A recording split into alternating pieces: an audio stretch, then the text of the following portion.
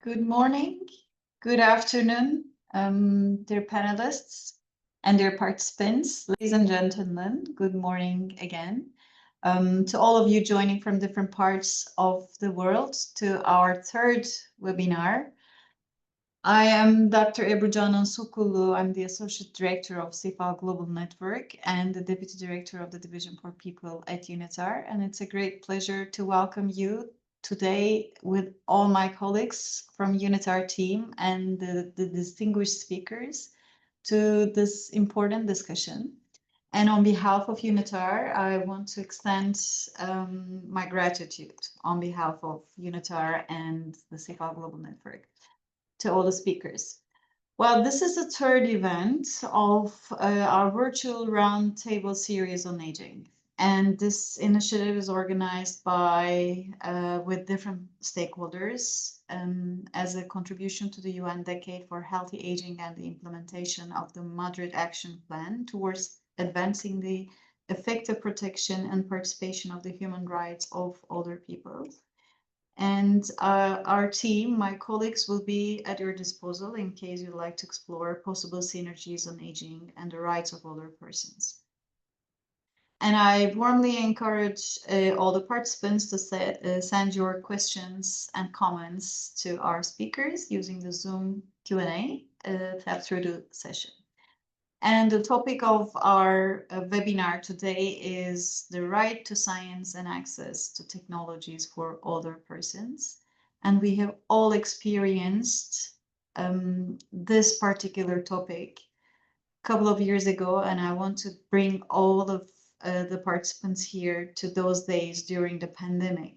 And this was maybe one of the first challenges in our recent times, where we started really seriously discussing the older people and their access to technology during the hard days of COVID. So, and since then, of course, the international organizations, international civil society, member states of the United Nations have been working on this topic and to improve the access of older people to more technology in the proper manner, and of course with the advanced levels of literacy on how to use and access technology. And it is the third event today in this year's virtual roundtable series on aging. And as I told you, our focus is the right to science and access to technologies for older persons. But we know that scientific and technological advancements are here with us, improving the quality of our lives. And they're transforming every aspect of modern life, from healthcare innovations to artificial intelligence, to digital communications, to smart infrastructure. And while these developments hold immense potential to improve the quality of life, older persons often face systematic barriers that prevent them from fully exercising their right to enjoy the benefits of scientific progress and its applications as recognized by international human rights law. And these barriers include limited digital literacy, inadequate access to devices, connectivity, and age-related challenges in adapting to rapidly evolving tools. And of course, needless to say, socioeconomic disparities, inaccessible design, ageism, and technology deployments further compound the problem. And without intentional inclusion, older persons risk being left behind in an increasingly digital society, excluded from opportunities for lifelong learning, telemedicine, online participation, and social connectivity.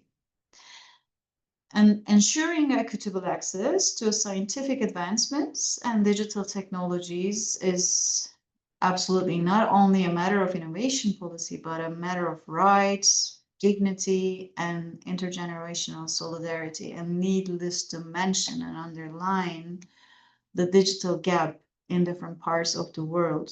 So we have a global landscape of inequities in accessibility of technologies, particularly for the older persons.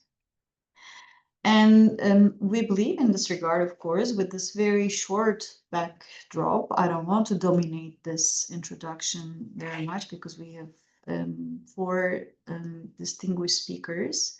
We'll learn excessively from our speakers today. So this roundtable here brings together the experts and participants from all around the world that join us from representing their NGOs, their communities, their academic institutions, and civil society, and so forth and so on. And so we will put on the table this this theme that encompass rights, accessibility of technology, advancements in science, and of course, how to make the older persons more easily accessed to these technologies. So without further ado, let me give the floor, of course, to our esteemed panel. And I would like to introduce Dr. Loli Gaitan from International Telecommunication Union. And dear Dr. Loli Gaitan, welcome. Dr. Loli's expertise focus on international policy analysis, socioeconomic development dynamics, and partnership relations. And she's a program officer in the Digital Networks and Society Development at the International Telecommunication Union, ITU. And her work focuses on crafting and rolling out initiatives that highlight the transformative potential of ICTs to uplift and empower everyone in the digital space. She provides technical assistance to members and the other stakeholders, helping them align with sustainable development goals to ensure inclusive access to, and of course, the use of information and communication technologies by all people, especially the vulnerable groups. Thank you, dear Dr. Loli, for being with us. And now the floor is yours, and please. Thank you. A big thank you, Dr. Ebru. It's a pleasure to be here on behalf, of course, of the International Telecommunication Union. For those of you that perhaps are not perhaps aware of what it's ITU, ITU is the United Nations Specialized Agency for Information and Communication Technologies. So I'm happy to be here to share as well some ITU's perspectives and our work on digital inclusion and for older persons. So I might share a couple of slides with you. So I'm going to share my screen quickly, if I may. Just 1 second. Okay, where is the? Let me see. Otherwise, it's here. Okay. Bye-bye. Okay, can you see my screen? Yes, it's coming. Yeah. Very good. Yes, we can see it perfectly. Thank you. Okay, perfect. Okay. Okay, so let me start by saying that ITU, we believe that the right, of course, of this specific theme of today, the right to science and technology is not really an abstract principle. It's all about dignity, participation, equal opportunity. And in this case, it's about ensuring that older persons who make up a growing share of our societies are not left behind in this rapidly evolving digital world. So why older persons are really mattering in digital inclusion? So perhaps most of us know, but by 2050, 1 in 6 people globally will be over the age of 65. Already in many countries, older persons represent a significant and growing proportion of the population. But still, they are the ones that are most at risk of digital exclusion. So we find like there are some barriers such as affordability of devices and services, but also a lack of age-friendly design of the ICTs, limited digital literacy opportunities, and concerns in particular about online safety. They continue to prevent that many older persons fully enjoy the benefits of digital transformation. So When it comes to older persons, I want to just share with you this slide from ITU. We see in digital inclusion a holistic approach, an intersectional approach of the societies and the way that we see them included in the digitally. So our target users, of course, are older persons, but we also have people with disabilities. We have migrants, we have young people, we have illiterate, and also other target groups, young women and girls. However, when it comes to older people, many older people, they are facing different challenges, not only the age, but also the challenge sometimes with some disabilities that come with age. And even like they could be living in remote areas. Let's think about a young, older woman in the Amazon that has a disability. So this type of individuals, they are experiencing different challenges that should be somehow addressed when we think about policies, about the strategies, about programs that are targeting them for being included digitally in the society. So at the ITU and our division in particular, we are ensuring exactly that all people, regardless of age, regardless of gender, disability, or circumstance, can meaningfully access and use the digital technologies. So in particular for older persons, our work is guided by three main priorities. So the first one is accessibility. So this means like accessibility technologies, that the technologies should be designed with older persons in mind, from user-friendly interfaces to compatibility with hearing aids, for example, screen readers, but any other assistive technology. So ITU develops international standards that embedded these accessibility principles into the ICT design.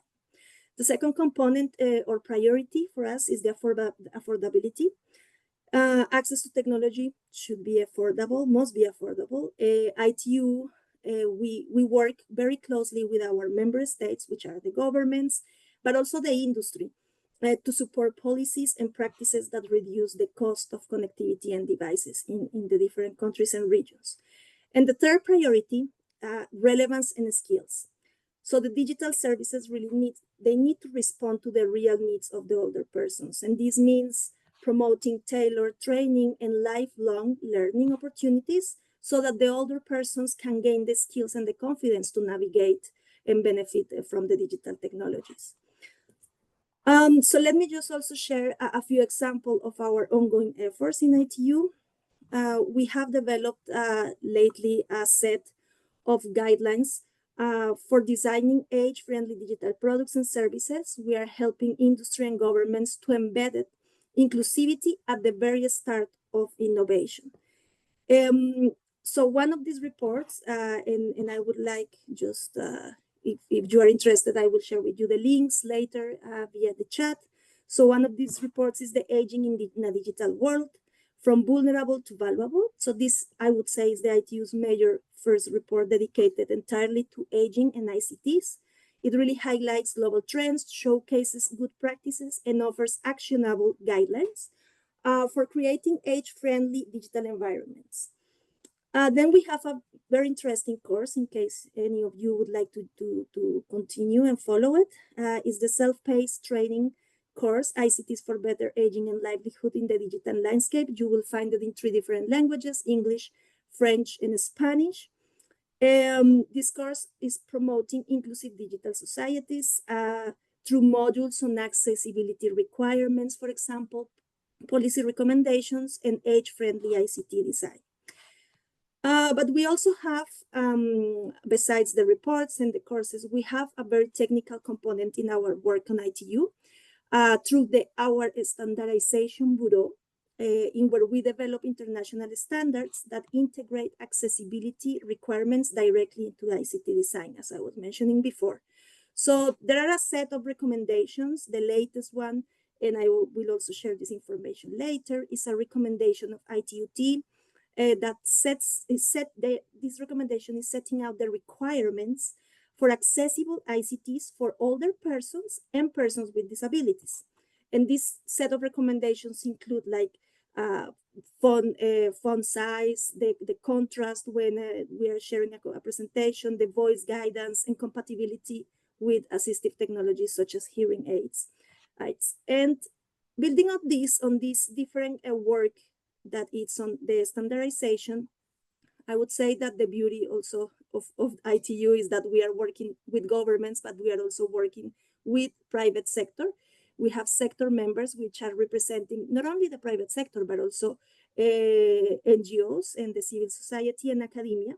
So we have a specific, it's called a study group, and we have a specific question on the study group that it's about telecommunications and ICT accessibility for all, with a particular focus on persons with disabilities. And in this group, that the report is about to be released in a couple of weeks, and I will share as well with you. There are some requirements as well that were kind of articulated and detailed in this report.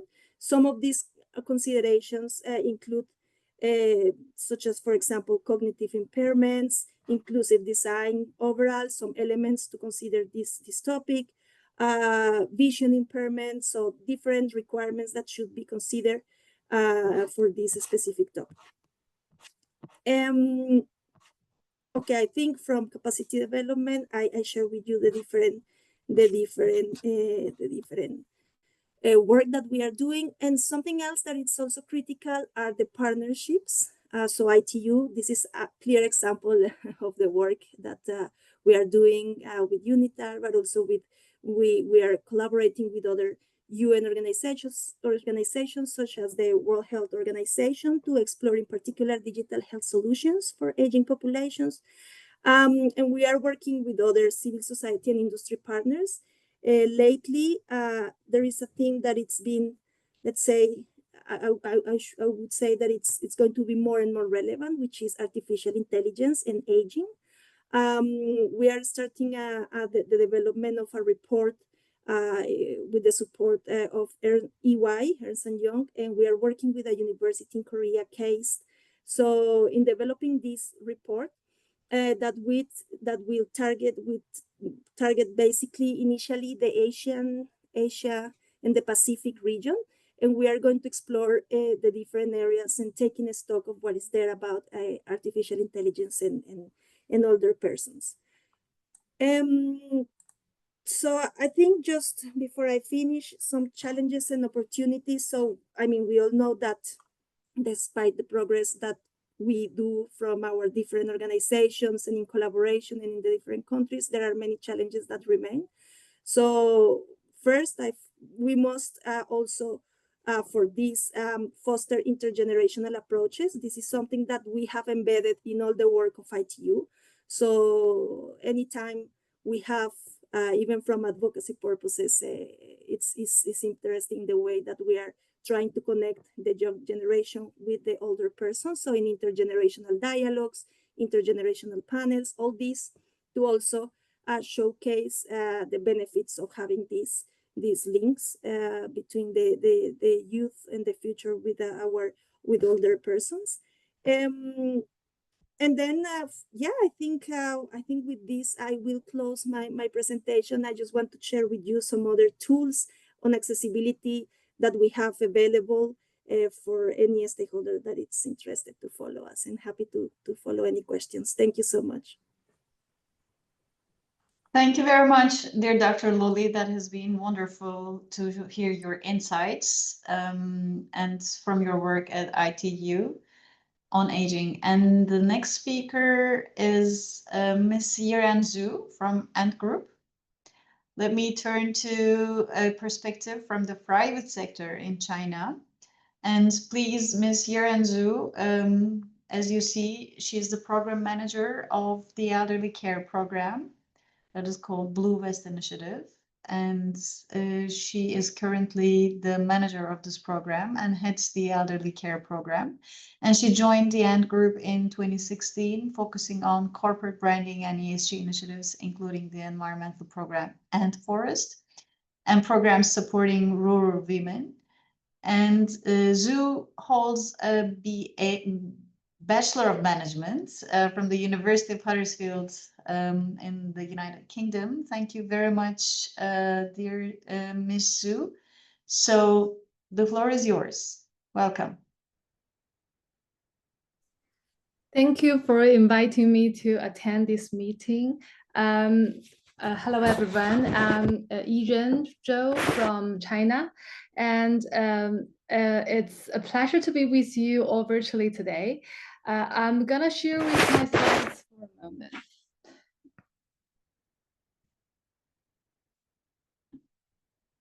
Okay, can you see my screen? Yes, we can. If you can make it wider. Okay. Yeah, Okay. thank you. Yes, perfect. Okay. I wish to share with you a story of bridging a gap, a story born from China's unique intersection of rapid digitalization and rapidly aging population. So first of all, I'm gonna share with you a video. I made a video to introduce the program.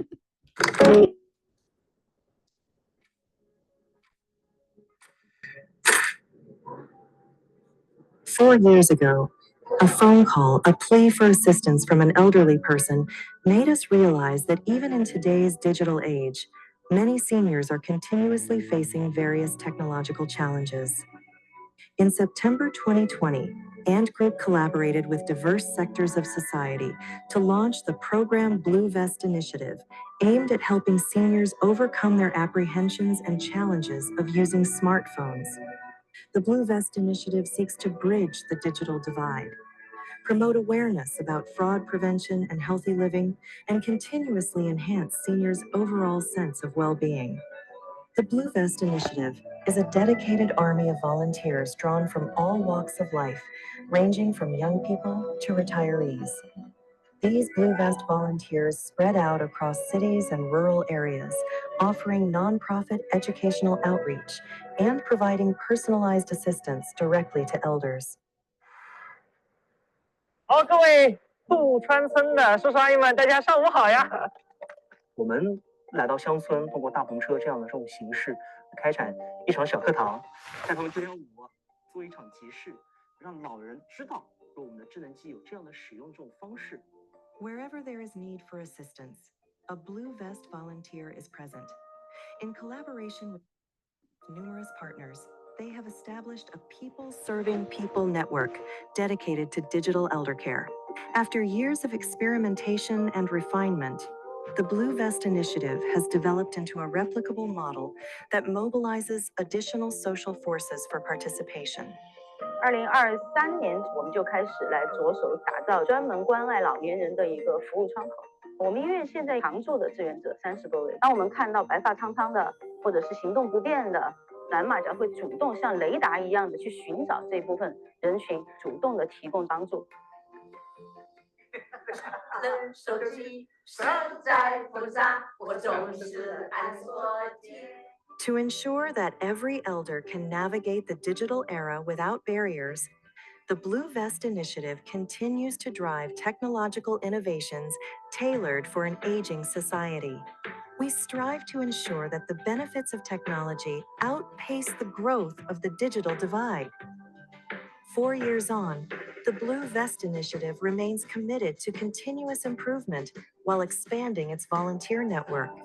Our technology plus service approach transforms each act of assistance into measurable outcomes, figures that reflect daily efforts and foster public trust. Don't know how to use your phone? Concerned about scams? Seek out a Blue Vest volunteer has become part of everyday conversation. We believe that assisting elders today is akin to supporting future versions of ourselves.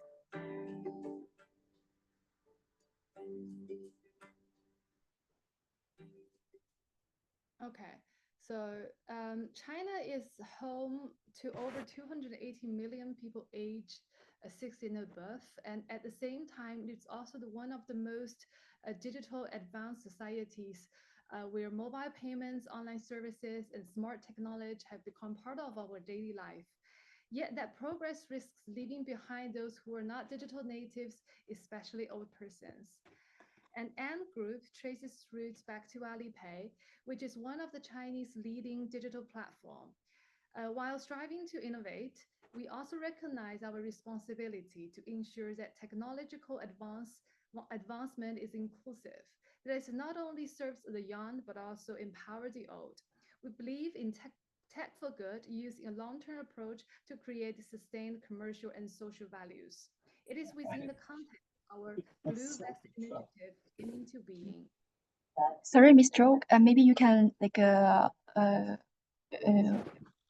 we cannot hear you very clearly. Can you hear me? Yes, but not very clear. Your voice was very faint. Oh, so how about now? Yeah, much better Now is okay. Thank Oh, okay. Okay, so the program traced its origin to a phone call 4 years ago. That year, Alipay's customer services received a call from an elder user who said he could no longer find the Alipay app on his phone. The support agent patiently instructed him to exit the current screen and return to his phone's desktop. After long pause, the elder gentleman responded, "What should I do next? I'm already standing next to my desk."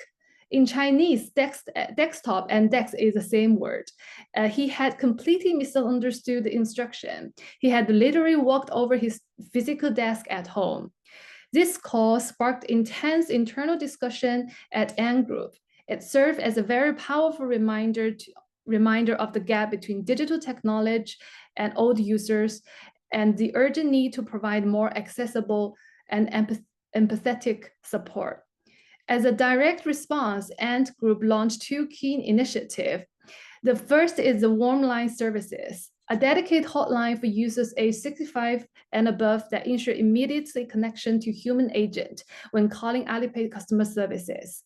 And the second one is the Blue Vest Initiative, a community-based volunteer program aimed to providing digital literacy support and empower old persons to navigate the digital world with confidence. So how does the Blue Vest Initiative address the issue of the digital divide? The first principle is the accessibility and the usability.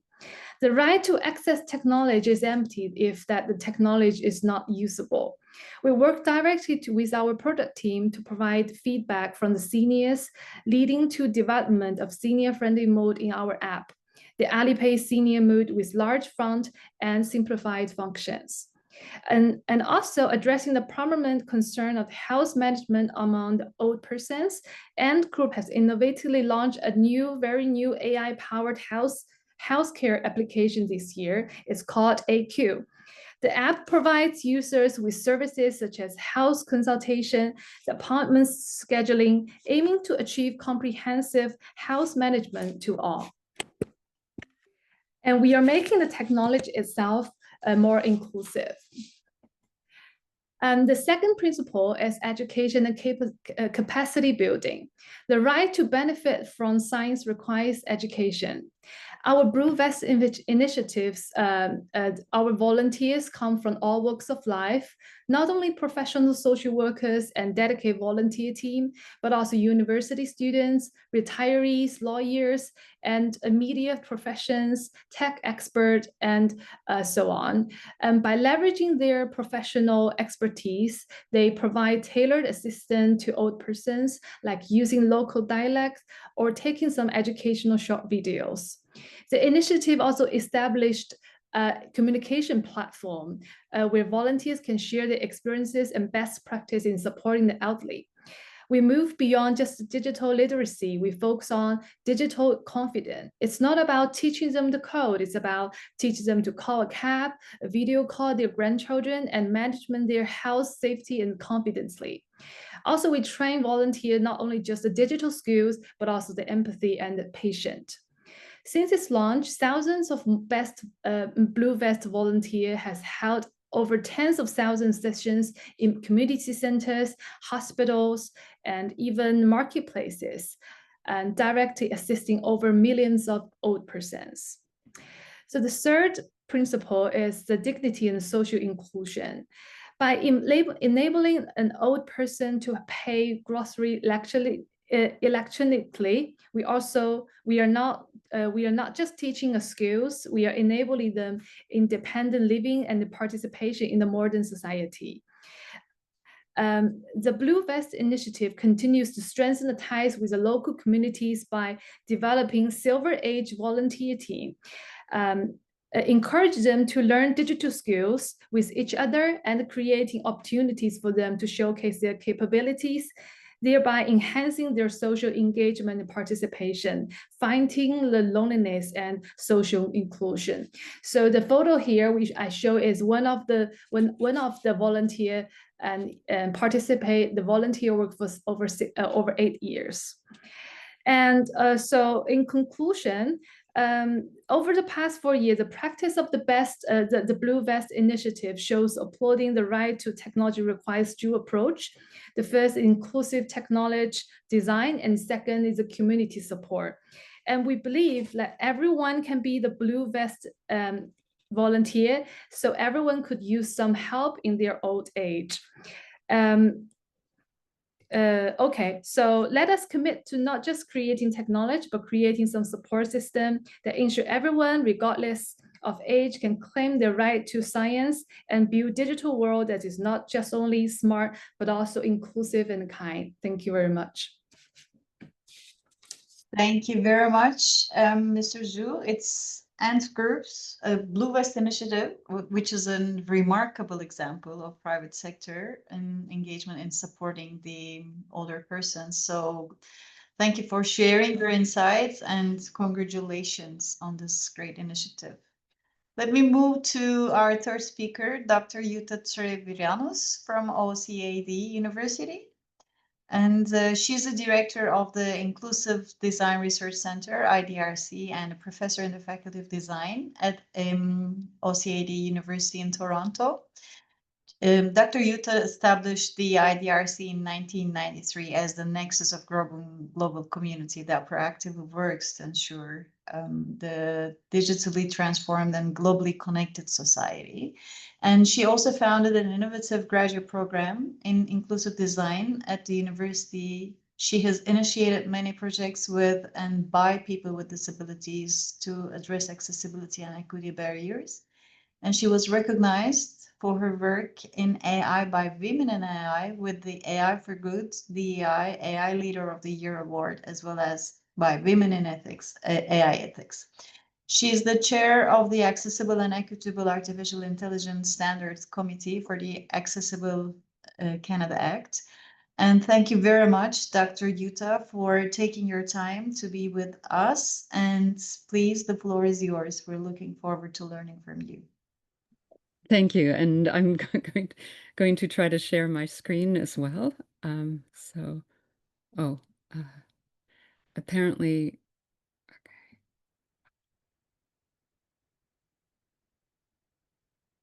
Yes, it's coming. Very good. It works. Okay, wonderful. And thank you for this opportunity to join this panel. I love the contributions by the first two speakers. Our practice at the IDRC is to work with individuals who experience the greatest barriers, to change our systems and to prepare for the unexpected. We've found that when we design our systems with people who are struggling, our systems will work for us when we inevitably find ourselves struggling. Or the lesson of the pandemic, which unfortunately has been somewhat forgotten, that none of us are safe unless all of us are safe. And disability is at the edges of every other marginalized group, and we find that this is also the case in systems intended to serve people who are aging. They experience the compounding barriers of ageism, ableism, and exclusionary design. People who are aging with disabilities are the heterogeneous outliers in a world designed for the majority or the average. And let me explain. Over my 44 years in the field, I've been collecting data What do people need to thrive? The only way I can plot this is by using what's called a 3D multivariate scatter plot, since we're talking about science. And the needs of any given population looks like a starburst. I've dubbed this the human starburst.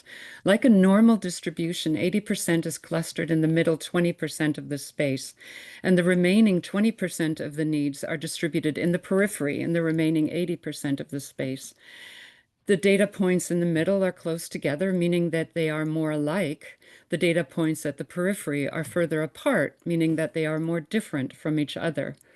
And because of economies of scale and conventions like the 80-20 rule that say to ignore the difficult 20% that take 80% of the effort, almost anything that is designed works for the middle, is difficult to use as you deviate from the middle, and doesn't work for you if you're out at that jagged edge.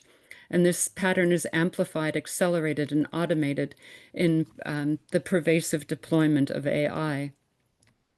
This pattern ripples even before AI, even before many of the disruptive technologies we're talking about, through every aspect of our lives, creating greater and greater disparity, whether it is in our designs, the products that make it to market, the knowledge we recognize as evidence, our education, which pushes towards standardized learners, our systems of employment, which attempt to create replaceable workers, and our systems of governance, which in defending democracy have reduced it to one person, one vote without protecting basic human rights, such that the critical needs of the margins are outweighed by the trivial needs of the majority. And we fail to take into account that the only thing that is certain is death and disability. We will all, at some point in our life, experience disability ourselves or with someone we love, and we will all have needs out at that jagged edge. And innovation can be found at the edge, not at the complacent middle. And people at the edge are the first to detect the weak signals of the crisis to come so we can prepare. If we consider the hugely diverse margins, we leave room for change and growth when the unexpected happens. And at our center, we try to proactively address the emerging disruptive technologies. And we're currently focused on the risks and opportunities of artificial intelligence. AI is mechanizing, accelerating, amplifying, and automating this existing pattern of disparity. At its most basic, AI is a statistical reasoning machine feeding on available data. Any statistically determined prediction, even before AI, is highly accurate in the middle, inaccurate as you move from the middle, and wrong as you get to the edge. And of course, this pattern existed with statistically determined decisions before AI. And unfortunately, in defending truth and science, we have reduced it to statistical significance. Artificial intelligence can be seen as a power tool, like moving from a hammer and chisel to a powerful motor. It can do the things that we've done before, but more accurately, consistently, and efficiently.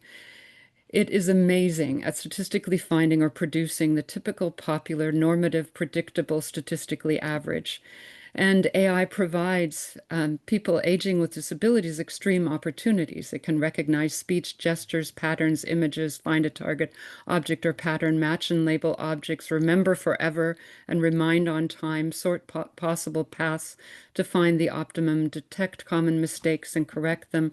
And with the emergence of Gen AI, we can create videos, text, images, applications from our prompts, summarize and translate, produce a polished version of something. But even with these life-changing benefits, there are associated risks. People aging with disabilities are most vulnerable to privacy breaches because of their uniqueness and easy re-identification. They're also most vulnerable to data abuse and misuse. The health apps open you to surveillance and manipulation. Think of all the advertisements and push notifications. AI homogenizes, giving advice for the average and predicting the most popular responses. There are inverse benefits. They work the worst for people that need them the most, the people that are furthest from the average, not to mention the connectivity and sustainability costs and the rising costs once you become dependent. And large language models are not designed to produce the truth, but to sound believable. They appear most confident when they repeat stereotypes. And think of the polluted pool of data they are trained on and the stigmatized images of disability and aging on the internet. But I'm most worried about the extreme risks of AI. AI is also an infrastructure of statistical discrimination. This is of greatest concern when AI is used to find, match, sort, label, measure, optimize, calculate, analyze people at scale. AI is propagating the discrimination that was there faster, more efficiently, and more accurately. I've been monitoring harm and incident databases, and unfortunately, it has become a depressing exercise in I told you so. There are disproportionate reports related to disability and age. Examples include false positive tax audits, false positive security flagging, biased credit and asset rating, unfairly denied mortgage and loans, unfairly high insurance rates, deprioritization of relevant information, unfair denial of services, but even iatrogenic death and illness, or death and illness due to treatment, because the treatment that is recommended is for the average and not for the outlier. And there is a dependence on AI, and the insurance companies are not covering anything that deviates from what the AI recommends. As these risks become more well known, there are attempts to protect people from the harms, but these don't work if you're an outlier. The problem is that even the systems intended to remove bias, reduce risks, prevent harms are using statistical reasoning. People aging with disabilities are insignificant when determining impact metrics and thresholds. They're invisible or insignificant in risk or error testing. They're labeled as merely an anecdote.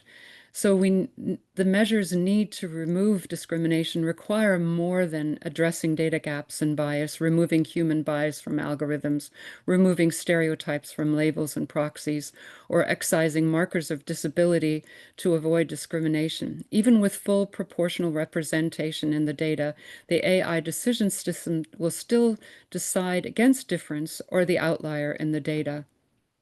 While many have focused on privacy, the reality is people with disabilities who are aging are most vulnerable to data abuse and misuse, but de-identification doesn't work. If you're highly unique, you will be re-identified.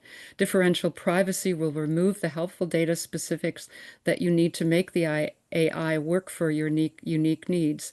And most people with disabilities and aging are forced to barter their privacy for essential services. We need to go beyond privacy, assume there will be breaches, and create systems to prevent data abuse and misuse.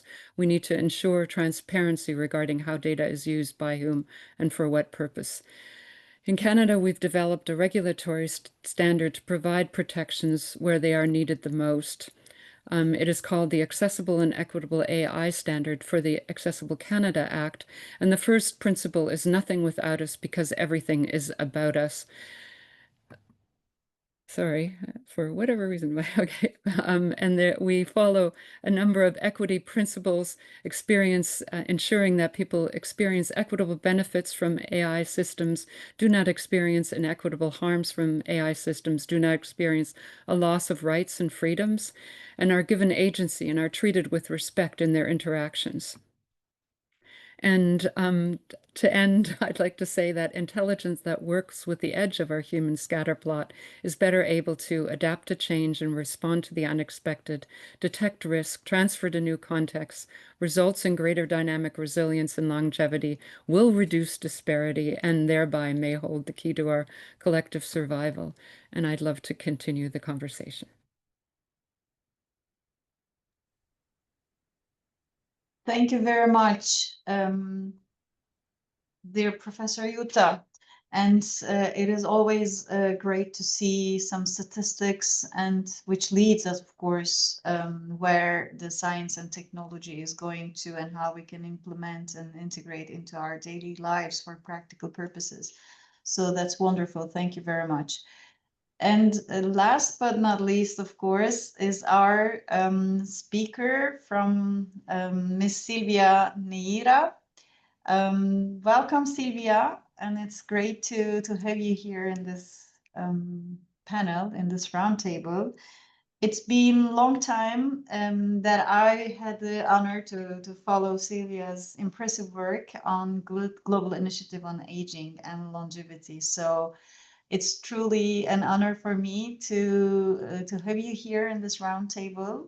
Sylvia is the Vice President of the Global Initiative on Aging and Longevity that is called GIA, and she's currently part of the steering committee and working group on the Longevity World Economic Forum.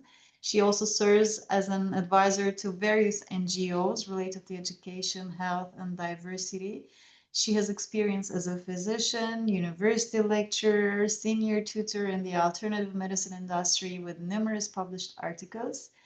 And on top of that, Sylvia was a director for a period of our affiliated training center in Spain.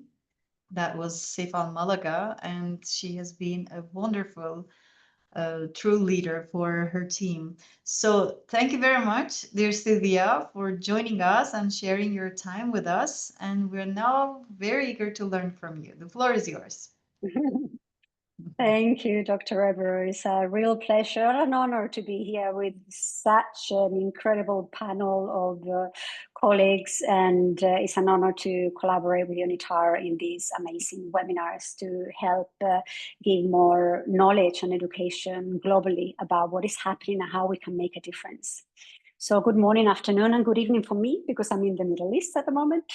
I would like to mention how we often talk about science and technology as the engines of progress, but progress only matters if it is shared.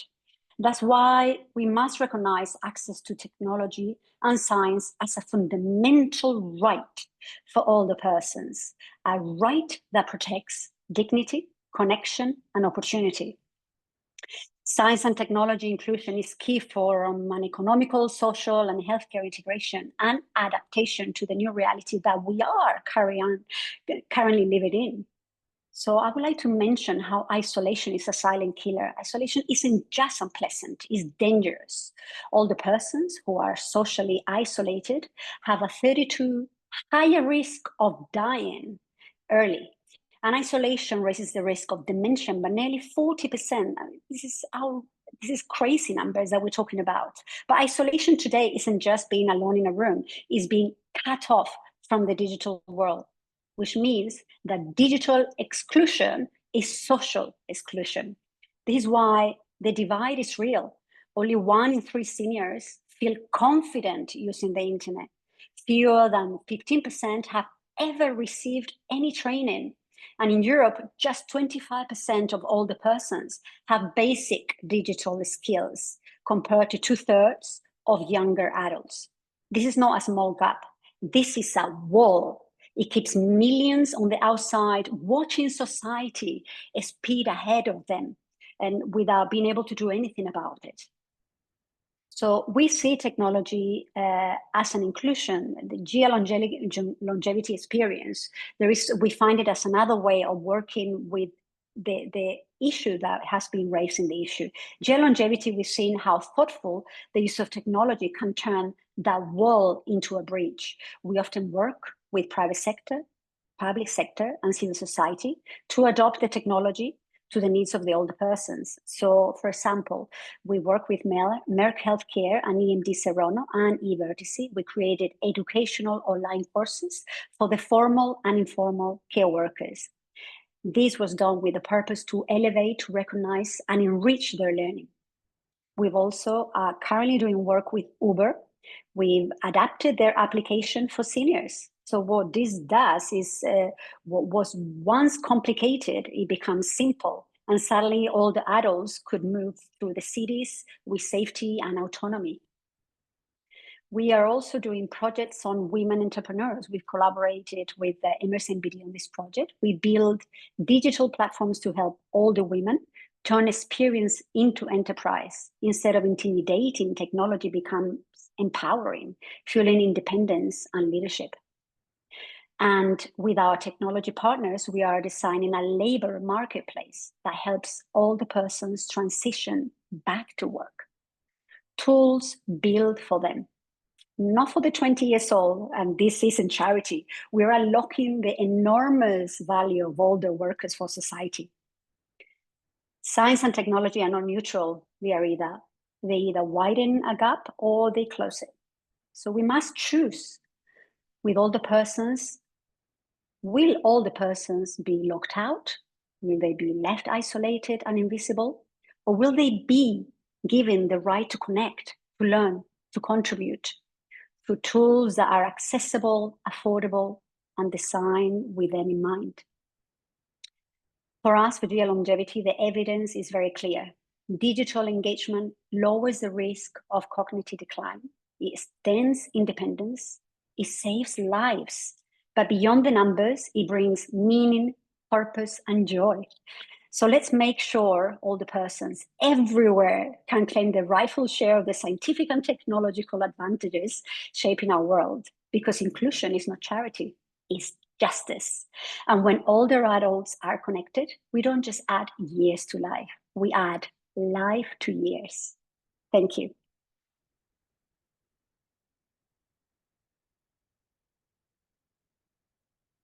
Oh, sorry, I was muted. Thank you very much, dear Sylvia. It's been wonderful to have you here, of course, and learning from you your work on geolongevity. And it's very impressive to see that real actions are taken by your team. So thank you so much. And I think we have come to an end of the first round of speakers. And so it has been an important journey that we learned from these very short but impactful interventions from the 4 speakers. And I'm very glad that we covered different perspectives from, civil society initiatives to private sector to international governance. So it gives us an incredible perspective on, digital skills and making life easier for older persons through upskilling them and making them more familiar with the use of technology. So I would like to, I see that some interventions were already in the chat box, so I thank my colleagues who have responded them. And there are a couple of questions that I would like to raise, if you allow me, and I'm sure that it is in the interest of also the participants to this roundtable. So if you allow me, I would like to start with the reverse order. So if possible, I want to ask, dear Sylvia, so you already shared some practical steps, but can you expand a little bit more on, what kind of practical steps that can actually lead to global advocacy? Because we always believe that, more local initiatives in the end spill over into global reactions. So this is extremely important, since you GIA and longevity has been a truly impeccable impact story. So I think that needs to be expanded a little bit more. If you just share some more the journey with us, that would be wonderful. And of course, what specific opportunities do you see for combining the traditional healthcare approaches with innovative technologies, since you also covered that in your professional career? Please, the floor is yours. Thank you. Those are very good questions. Thank you, Dr. Ebru.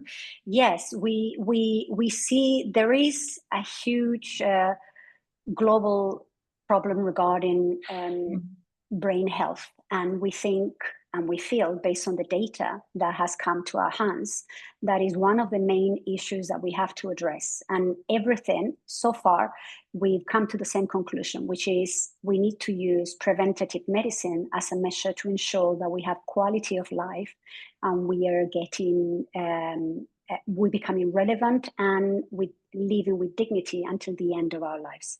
So how we envision that is a collaboration between private sector, public sector, and civil society. So for example, we created a program that hopefully we'll be able to deploy in the UK, which involves a platform that will be deployed in all the healthcare centers, primary healthcares, and they will be able to teach very simple tools to society. It could be used for anyone over 40, in fact, about how they can connect with the people surround them, because we know connections are fundamental to add quality of life to life. Basically, anything that removes the isolation factor, we need to bring it into the equation.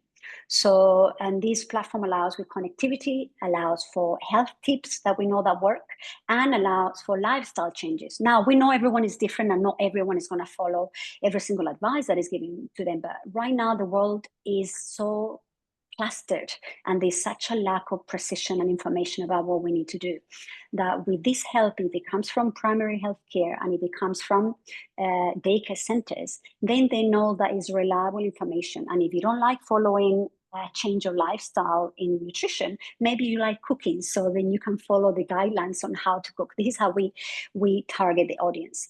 And the whole point is, if you prevent this decline, this cognitive decline of at least 40% in the population by giving some basic tools that we know that work, because the Five Fingers Institute created a project globally that has been very successful and shows that 50%, nearly, well, 40% for sure, but it can be even more, of cognitive decline, which is one of the biggest demoralizing factors in life as we're aging, that takes away our dignity because we stop being ourselves, we stop being able to be relevant with our family and our community. We're giving this back. We will have 40% of the population that are aging back, present, being able to add value and feel valuable and relevant and live with dignity. So this is how we envision technology being implemented from a preventative healthcare perspective. And if we have brain health, that means, because what is good for the brain is good for the heart. So it will mean that we have more productive members of society. So that's one example of how technology can help. And I would love to see this program. It's not, I mean, this is just one of many, but I would love to see this program globally, or similar programs like that globally implemented, adapted to different realities of the world. Have I answered your question, Ebru? Absolutely. Thank you very much. Thank you. Thank you so much. And then, if you allow me, I would like to go to Dr. Yuta. And there is actually an intervention from the panelists, from this participants, sorry, that there's an intervention and an invitation. And I read here, greetings, Trish McAleef just shared on the chat that Trish is representing National Pensioner Federation in Canada, and apparently it is a home for more than 1 million members across Canada, and they'd like to continue this conversation with Dr. Yuta. And can you kindly answer the question in the chat box, which is, what would you suggest to begin our learning conversation with our members, and many who may use this tool for interest in health advice? So should we have a risk model to follow? I know that Dr. Yuta has already answered, but I think that would be wonderful to hear for all the panelists and the participants. Dear Dr. Yuta, may I address this question to you to share your answer with us? Sure, yes. And thank you for a very good question. And I think what's frequently needed, because of course there are the good actors and the bad actors in terms of the data that's out there. And unfortunately, there's this data dilemma that in order to make all of these tools work well for us, we have to give up our data, but that also then exposes us to greater risk from the bad actors, not the organizations such as yours that are intending to assist. And so it is a good idea whenever you are using people's data, or people are contributing their data towards a particular application, to think about how that data can be or intentionally by bad actors, or unintentionally misused or abused. We've had some very unfortunate instances that we've worked with our fraud departments to try to ameliorate, such as a financial fraud group using the names and identities of people that are part of dementia or Alzheimer's support groups to as possible vulnerable individuals for targeting them for financial fraud, etc. And these things unfortunately do happen. So in addition to ensuring that your tool is well defended against that risk, it's also good to provide AI literacy training, including identity management training mechanisms for recovering from data abuse and misuse. And we've developed a number of these tools which look at data hygiene and how you can ensure that your data is as safe as it possibly can be. And I'd love to help in whatever way I can. Thank you for asking this very interesting question. Thank you also for the answer. And I think this brings us to another important question that I personally am very interested in learning from you. You already mentioned the importance of data and the sensitivities related to, data accessibility, clean data, so forth and so on. But what about, like, since you are also leading this inclusive design research center, and it shows that, how digital systems can unintentionally exclude certain groups. Maybe in terms of methodology, if you allow me, I'd like to ask, like, what design principles should be prioritized to make the digital platforms and services usable for empowering the older persons? And what could be your policy prescriptions for, the decision makers and international organizations and the implementers of those decisions regarding this? Right, yes. I mean, one of the lessons that we try to emphasize is that we need to design for diversity. So there is, even within the field of accessibility or digital accessibility, there is this notion of almost that there might be a one size fits all approach to designing the digital systems. And unfortunately, that's what's encouraged when we create policy or regulations, because in order for policy and regulations to be implementable and to support compliance efforts, they need to be simple, they need to be static, they need to be very clear and testable. But that in and of itself somewhat goes against this idea that the people that are most excluded are the people that are highly heterogeneous and very different from each other.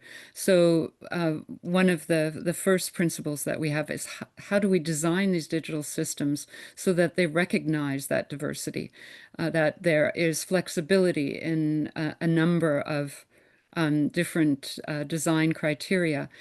In looking, I've been involved in digital accessibility since '79, since the emergence of the personal computers, and in looking at policy and regulations, the policies and regulations and principles of design that have survived are the ones that and that are actually beneficial, are the ones that encourage flexibility, or that the ability to adjust things like screen size and font color, audio, because they benefit everyone, because everyone is variable. There isn't an average person that we should design for.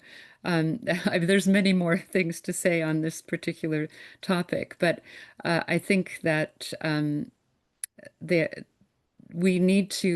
are many conventions as well in policy and decision making that we need to question. And I think one of the areas that is beneficial in terms of AI is that it acts like a magnifying mirror. It shows us what are these assumptions that we've made that are actually not serving us very well and are causing disparity and these crises.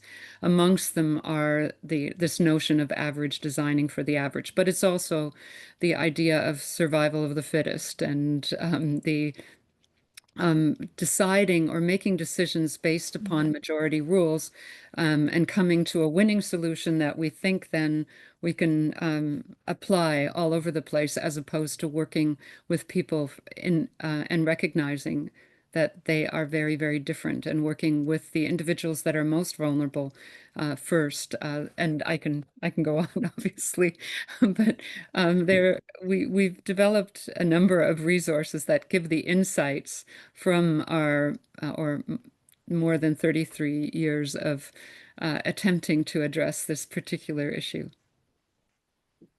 Thank you very much. It's a very inspiring journey also that you mentioned, since, almost a couple of decades that you have dedicated your academic expertise and research. And I'm sure that you've trained and educated many young people, researchers that works in this field. So what a contribution. So thank you very much.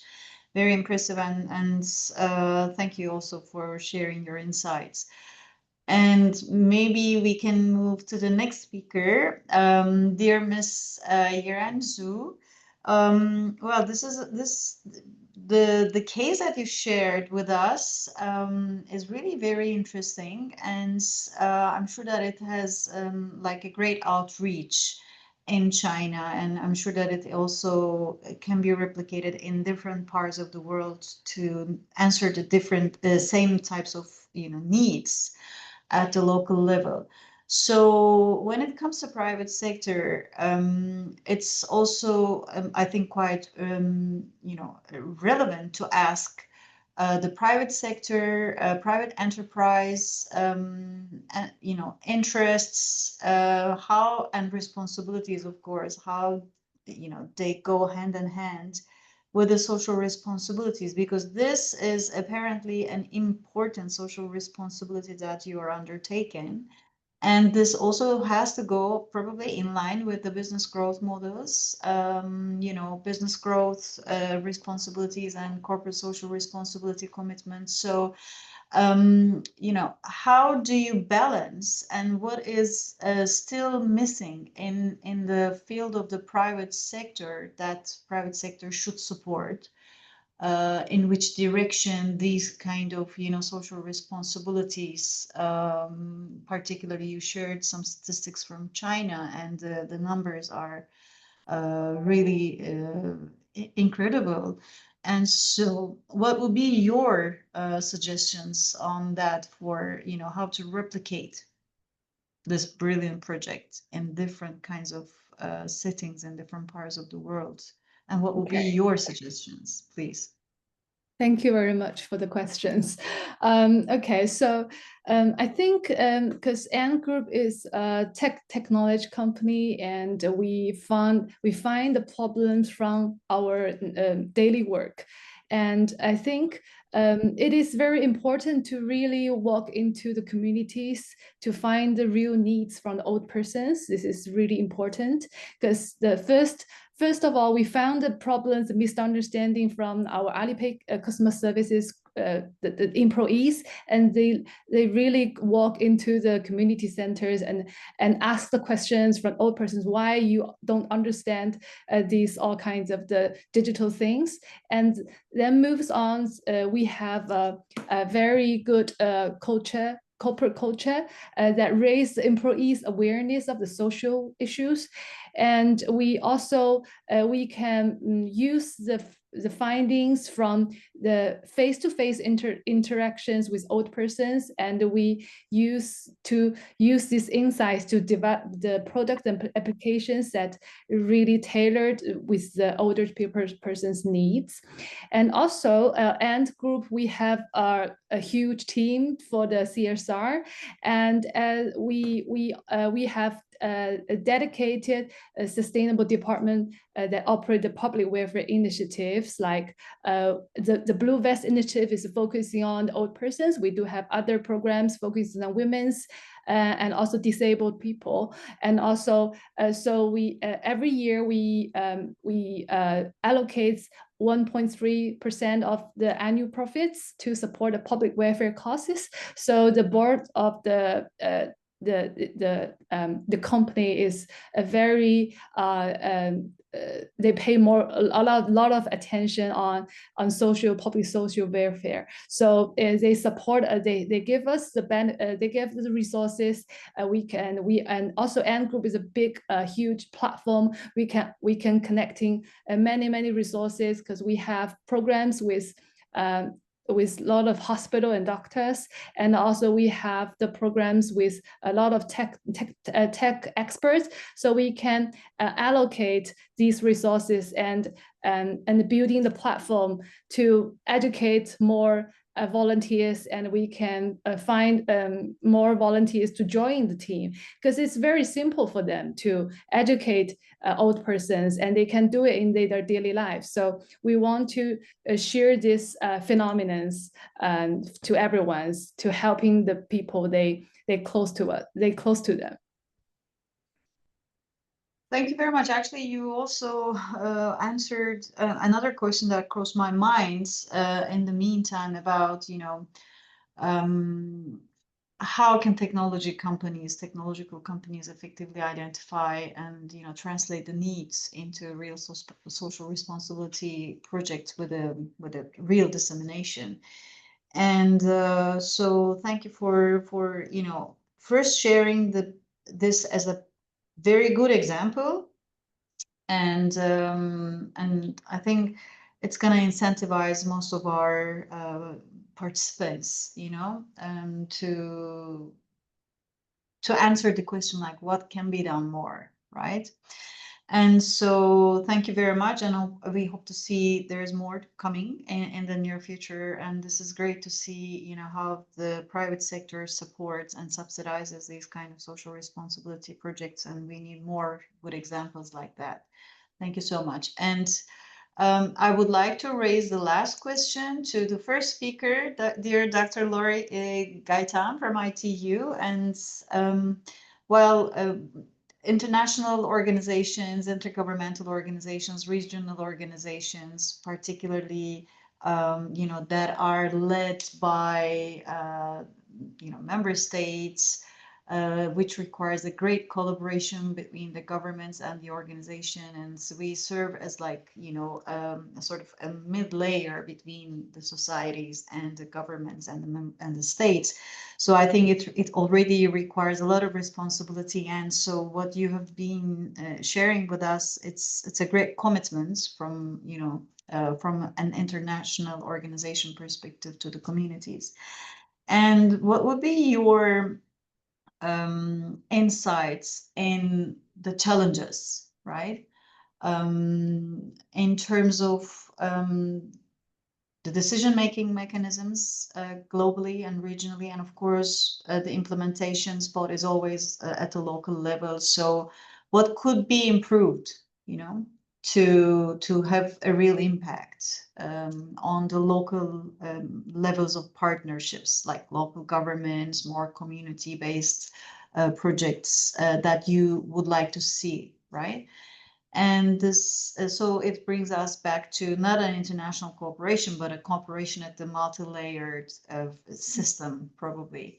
So what would be your insights on this to improve and to better score, to close the gap for the older people, to use more technology, clean technology, safe and secure technology, to make life easier for them? Thank you so much, Dr. Kanansakulu. Indeed, I mean, while you were raising the question, I was thinking as well in the different processes, like decision-making processes that we have at the ITU with the different member states. And indeed, I think what has worked very well is sharing best practices or good practices, as we call, not best practices, because sometimes the practices evolve and then you incorporate different better elements, but we call good practices in different platforms or scenarios. And what we try to do as well is provide this platform, but not only for member to member or government to government to speak. We also like to bring, and it's important, and we've seen that it has worked, to bring these other good practices that are coming from civil society organizations, grassroots level, and bring these examples into the international or regional dialogues. I think that has worked very well. And with that, then as an international organization, we can then tailor better as well our interventions on the ground. So just very quick case, and that now we are trying to pilot it, is the national strategies on for digital inclusion in countries. I was just like last week in Burundi, and this type of technical assistance we are providing is not only one way. So it's like a multi-stakeholder dialogue in where we were convening the government representatives, and not only from ministries of ICTs. When we speak about older people as well, we need to think about ministers of health, just coming back of what Silvia was mentioning before on the telehealth centers. So all these connections, we need to make it happen as well at the grassroots and the local level, the civil society, academia. And then when we are there is where we can see what could work in the country. We can come with an idea of having a holistic national strategy on digital inclusion in where everyone can be included, youth, women, peoples with disabilities, the older people, remote communities, in particular in Africa. But what we realize when we are there is that sometimes there are other priorities that not necessarily are linked with maybe people with disabilities in this country, or maybe there should be like an emphasis or a deeper understanding and work on remote communities, first to access to infrastructure to connect the remote communities, and then we can think about accessibility, and then we can think about usability. So this type of exchanges, and that's why multi-stakeholder, not only at the international level and the regional, but at the local level, it's key. Each time we have a forum, each time we have a platform, just try to convene the different actors, because it's when we realize the needs of the country. So I don't know if I Thank you very much. myself. Thank you very much. Absolutely, of course. And we know that as the United Nations currently drafting a legally binding convention on the human rights of older persons. So I think all these perspectives that you shared with us, gives us an important insight on how that convention will make sure that older persons can access and benefit from science and technology in an inclusive, equitable, and practical way. And so thank you very much. And this, of course, leaves the floor open to many more questions, but of course, we have to wait and follow very closely the upcoming directions at the global, international, national, and local levels, and of course, including different stakeholders like the private sector, local governments, and academia, and so forth and so on. Thank you very much. And so I think I was looking in the meantime if there are further questions in the chat box. I see that there's a great interaction out there. So thank you very much also the panelists who already provided the answers. I think we are slightly ahead of time, but this has been a wonderful discussion and we truly learned from each other. Thanks for being with us today and for an active engagement, as far as I see also on the chat box and through, I'm sure that it's going to pave the way for communication between the panelists and the participants. So great to see this. And before we close, I would like to invite you to join the fourth event of the series on aging, which is titled Accountability and Redress in Cases of Intersectional Discrimination Against Older Persons. And this fourth roundtable will take place on Thursday, on 16th October, again at the same time, 3:30 to 5 CET on the same platform on Zoom. And if you have already registered for the series, you don't need to register again. So some technicalities. And UNITAR will send you a reminder ahead of this event with all the necessary information and details. So I invite everyone also to visit UNITAR's online portfolio on aging and older persons. And there you can access videos, our events, reports, and key takeaways from our previous events. So as well as, of course, the annual reports from earlier series. So I want to invite everybody. I want to thank our partners and the panelists and the institutions who join us today. And we hope to be together at the next event, next session, in about a month of time. And so, well, I want to thank all my colleagues who made this roundtable possible. So it's been a wonderful team. And thank you very much for the effort you put, dear Jolene and Sarah. And without further ado, I wish everyone a great day ahead, great evening, and I hope to see you in good health, hopefully in a month of time. Thank you very much. And I think before we leave, we need a family photo. I don't know if it is a tradition, but I think this panel really deserves. So dear Jolene or Sarah, if you can kindly facilitate a picture, that'd be wonderful. So please say 1, 2, 3 so that we will give our best smiles. Okay, so let's say 1, 2, 3. Great. I already take the photo Please for share all of with us. us. Yes. Great. Thank you so much. Thank you, everyone. Thank you. Thank you so Thank much. you. Bye-bye. Thank you very much. Bye. Thank you. Bye-bye.